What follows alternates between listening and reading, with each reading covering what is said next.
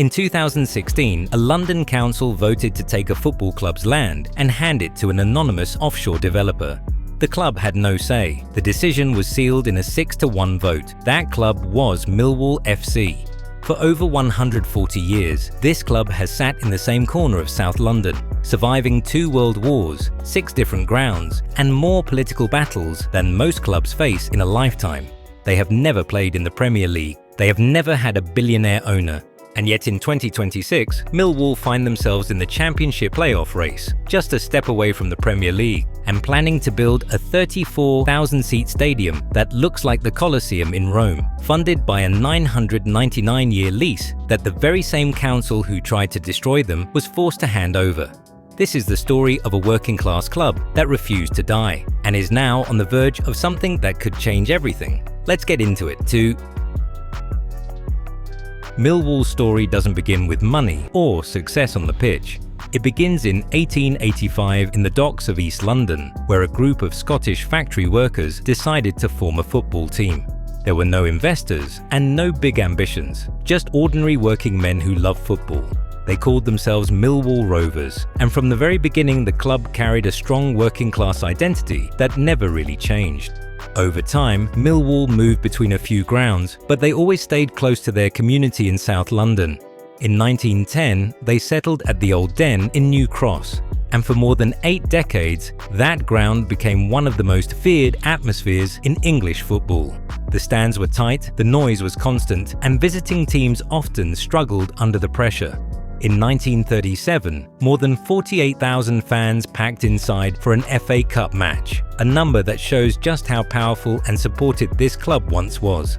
By the early 1990s, the Old Den was no longer fit for modern football. After the Hillsborough disaster, English football was forced to change completely, with strict new safety rules and a push toward all-seater stadiums.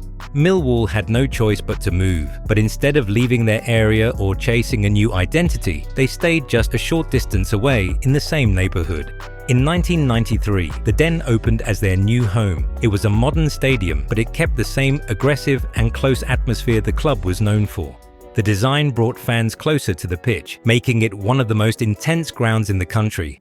However, even from the beginning, there was frustration. The club originally planned for a 30,000-seat stadium, but due to restrictions, it was reduced to just over 20,000, a limitation that would slowly become more important over time.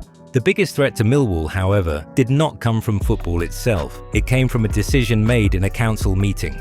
In 2016, Lewisham Council approved a compulsory purchase order on land surrounding the stadium as part of a large regeneration project. While it was presented as development for the area, concerns quickly grew about the process, the ownership structure behind the project, and the long-term impact on the club. For Millwall, the situation became very serious. The plan put their car parks, facilities, and even their long-term future in South London at risk. There were even fears that the club could eventually be forced to relocate far outside London, which would have completely broken their connection to their roots and identity. The reaction from supporters was immediate. Fans launched the Defend Our Den campaign, which quickly gained massive support. Over 24,000 people signed petitions, politicians raised concerns, and public figures, including Gary Lineker, publicly expressed support for the club. As pressure increased and scrutiny grew, the project began to lose momentum, and political backing slowly started to fall apart. One by one, councillors stepped away from support. The mayor eventually stated the compulsory purchase order should not proceed, and in the end, the entire plan was officially scrapped. Millwall had survived one of the biggest threats in their modern history, not through results on the pitch, but through unity, persistence, and the strength of their community.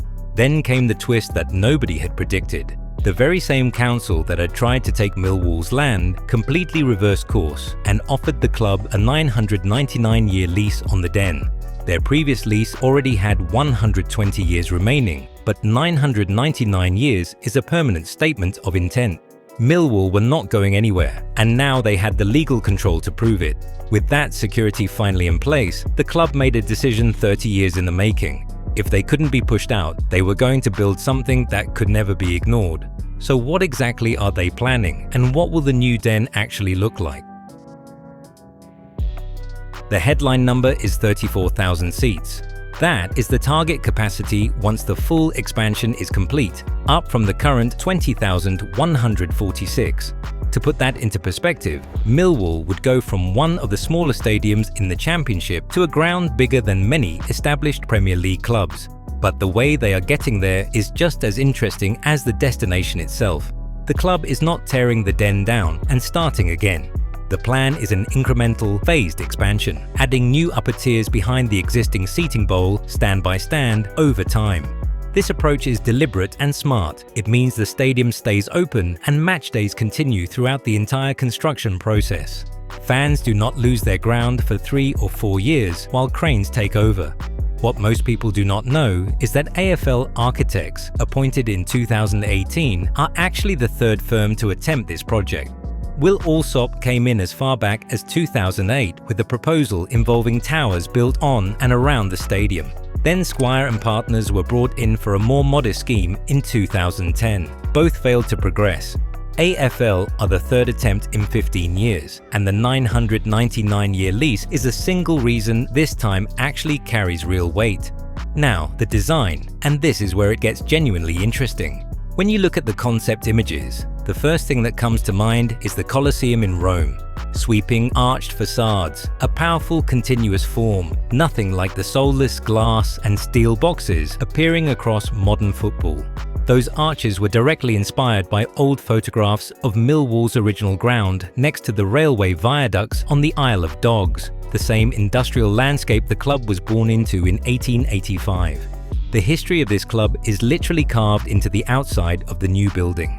AFL have also committed to using locally sourced London stock brick for the facades, a deliberate rejection of the generic materials used everywhere else.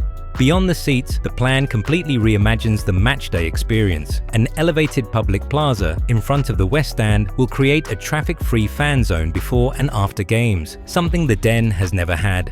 Right now, fans arrive, walk in, and leave. The new plaza fixes that with retail and community spaces built below it. The Millwall Community Trust also receives a new sports centre, a gym, changing rooms, a community cafe, and multi-purpose spaces inside the West Stand for classrooms and fitness studios. This stops being just a football ground and becomes something the whole neighbourhood uses. Then there is the Premier League dimension. The expanded Den will meet Premier League entry standards for media and player facilities. Infrastructure the current ground simply cannot provide. For years, one quiet argument against Millwall going up was that their stadium was not ready. That argument is being permanently removed. A stadium built from the history of this club, designed for the future it believes it deserves. But between the drawings and the first spade in the ground, there is funding to secure, planning battles to fight, and serious risk to navigate. And that is exactly where the story gets complicated. The original Den cost £16 million to build in 1993. A stadium expansion to 34,000 seats in London today is a project likely to cost hundreds of millions of pounds. And Millwall are a championship club, a division where most clubs run heavy financial losses every single season, chasing Premier League promotion, and the majority never reach it. So where does that kind of money actually come from? And there is already a problem. The revised New Bermondsey Plan, approved in July 2024, includes a brand new London Overground station near the stadium. Developer renewal may contribute up to £25 million toward it, but Transport for London is still searching for additional funding after the Housing Infrastructure Fund completely withdrew its support. Think about what that means. A 34,000-seat stadium currently sits a 5-minute walk from one small national rail stop. On a sold-out matchday, 34,000 people need to get in and out of South Bermondsey. Without a new station, that is not a matchday experience. That is a logistical disaster. The station is not optional. It is the backbone the whole development depends on, and right now the funding for it has a serious unresolved gap. Now the timeline, and this is where fans need to be completely realistic. The designs were first revealed in February 2020. The master plan was approved in January 2022. The lease was agreed in May 2024 and fully signed in March 2026. That is 6 years of progress, and not a single brick has been laid on the stadium itself. The full planning application for the stadium construction has still not even been submitted yet. In London, a major stadium planning application typically takes 2 to 3 years to get through after submission. That means even in the most optimistic scenario, construction on the expanded Den does not begin before 2028 or 2029 at the earliest.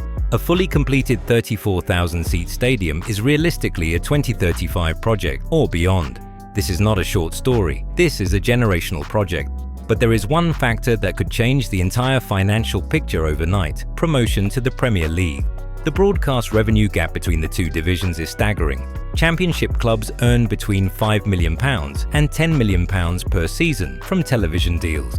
Premier League clubs receive a guaranteed minimum of £100 million every single season. That difference does not just buy better players, it determines how much the club can borrow, how fast they can build, and whether this expansion happens in 1 decade or 2.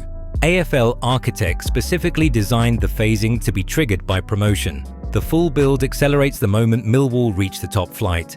And right now, promotion has never felt closer. As of the 2025-26 season, Millwall sit third in the Championship, just 2 points behind the automatic promotion places.